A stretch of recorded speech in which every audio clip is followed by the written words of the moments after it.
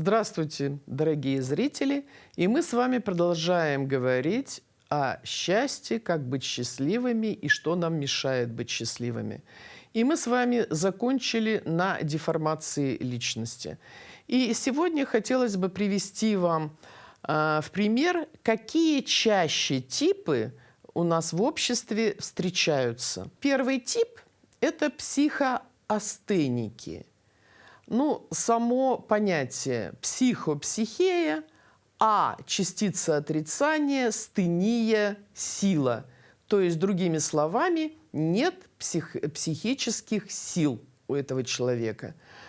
Если говорить на уровне здоровья психического или там даже невропатии, то это обычный человек, который ни себе не мешает, ни другим не мешает. Это просто особенность его структуры личности. Но если деформация нарастает, то уже появляются некоторые симптомы. В частности, основная жизнь таких людей – это вечное сомнение. Они постоянно жуют умственную жвачку. Они все время переживают, тревожатся, правильно ли они кому-то что-то сказали, правильно ли они что-то сделали, то ли они одели, как их оценили, не осудили ли, что про них подумали и так далее. То есть это вечная умственная жвачка и сомнения. Поэтому такие люди стараются избегать ответственности, избегать какого-то такого открытого общения. Они стараются отдалиться, уединиться и вообще, что называется, не высовываться. Понятно, что такие люди плохо реализуют свои интеллектуальные способности, творчество, креативность и так далее. И если деформация продолжается, то им все сложнее и сложнее жить, и рядом живущим людям тоже очень трудно с ними коммуницировать. Хотя как будто бы они такие тихие, и как будто бы они никому не мешают. Следующий тип, который часто очень встречается, к сожалению, у нас в обществе, это так называемые истерики. Почему-то принято считать, что если человек демонстративно плачет или как-то смеется громко и так далее, что он истерик. На самом деле здесь очень глубокая причина всего этого. И в частности, про истериков говорят, что они манипуляторы. Почему? Истерики – это люди-эгоисты. У нас советская психология говорила, что эгоист – это человек, который только думает о себе. Да, он действительно думает о себе, но советская психология говорила, что он любит только себя. Вот здесь ошибочка, что называется, вышла. Это наоборот, человек, который себя не любит. Поэтому он пытается компенсировать дефицит собственной любви к себе привлечением любви посторонних людей. Каким образом? Он начинает ими манипулировать. Манипуляций огромное множество. Допустим, такая манипуляция, как болезни. Допустим, ипохондрия, да? Это тоже один из вариантов, который часто у нас встречается. И такие люди, они пытаются своими болезнями оправдать свою несостоятельность родительскую, супружескую, профессиональную, гражданскую и так далее. И есть даже статистика, что до 70-80% пациентов терапевта – это ипохондрики, то есть это уже деформированные личности. На самом деле мы все боимся заболеть, и все боимся болеть вообще, да? И мы все, когда заболеваем, мы все становимся в какой-то мере ипохондриками. Но когда мы выздоравливаем, а мы стремимся выздороветь, ипохондрия нас покидает.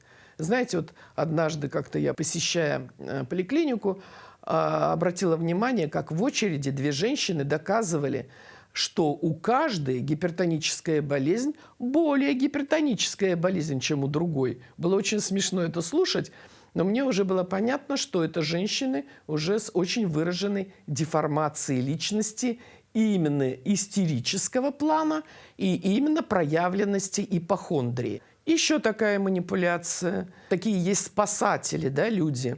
Люди, которые для других готовы расшибиться, что называется, в лепешку, и всем помогать, и всех спасать. Ну, как бы всем это очень нравится, потому что таким человеком тоже можно манипулировать, но это все не безвозмездно. То есть такой человек, он потом требует к себе ответного внимания, ответных действий. А можно манипулировать какими-то сверхспособностями, объявить себя экстрасенсом или каким-то целителем. А на самом деле, вот, к сожалению, сколько исследований проводили, еще в то время, когда Джуна гремела, был Кашпировский, Чумак, да, когда по телевизору были такие массовые сеансы. На самом деле люди не имели особого образования, даже и не особого образования. Кашпировский, ладно, был врач, а другие, так сказать, специалисты вообще не имели медицинского образования. Но люди абсолютно без критики, что называется, да, берутся лечить, там, исцелять и так далее. То есть, опять же, хотят привлечь к себе внимание, ну и не только внимание, но еще и заработать, так сказать, на этом денег. Я просто знаю очень много людей ответственных, зрелых, профессиональных, которые, имея одно образование, допустим, вот в моем близком окружении, есть человек, который был математик. Но вот ему захотелось понять, почему йога помогла ему избавиться от алкоголизма. Он закончил медицинский институт, причем потом еще закончил американский медицинский институт, стал врачом-биохимиком и действительно разобрался, почему йога помогает выбраться из алкоголизма. А другой товарищ был физик по образованию, но его очень заинтересовала медицина, потому что он работал в медицинском институте, ну так просто физиком работал, потому что физика преподается в мединституте. И он тоже закончил мединститут, а потом он заинтересовался тибетской медициной и даже был один из составителей тибетского медицинского атласа старинного.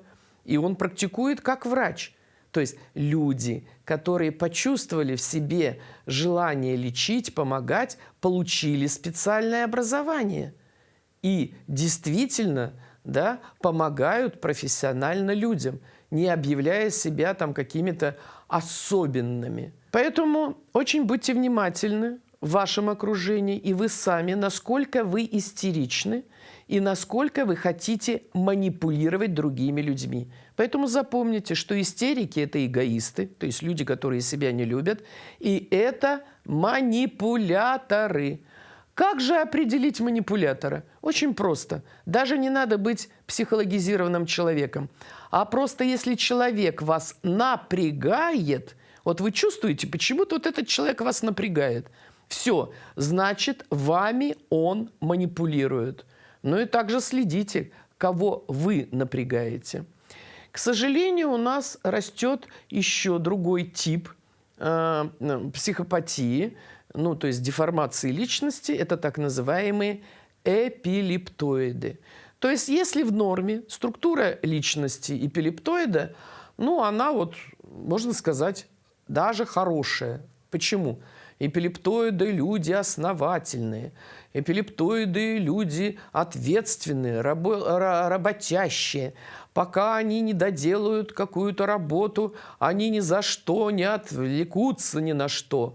Они очень любят порядок, они любят чистоту. Ну, в общем, казалось бы, вообще все замечательно, да? Но если личность начинает деформироваться по этому типу, и она достигает своих таких уже больших масштабов, то такие люди становятся навязчивыми, агрессивными, потому что им не нравится, что порядок вокруг нарушается, У них начинает беспричинная раздражительность, гневливость. То есть вот эпилептоид – это все время брюзжащий, агрессивный, да, такой недовольный человек. И потом это все превращается в следующую уже картинку, когда такому человеку уже ничего не скажи, что называется, он взрывается от пустяка малейшего, дает аффекты, устраивает скандалы дома, на работе, да вообще везде устраивает скандалы. И что называется, все понимают, что у этого человека ну просто ужасный характер. С ним очень трудно дружить или общаться, или даже жить.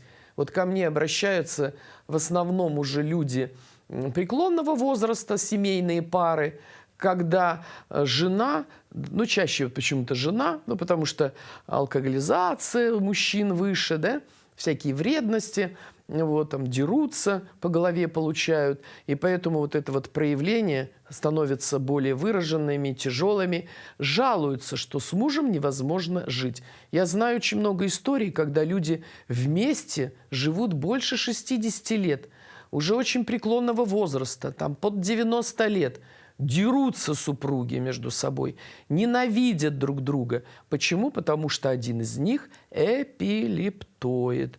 То есть это все похоже как бы на эпилептическую болезнь, изменение личности именно при вот этом тяжелом текущем органическом заболевании. Ну и вот эпилептоидность, она бывает просто у людей, у которых есть органические заболевания головного мозга. К сожалению, их тоже много.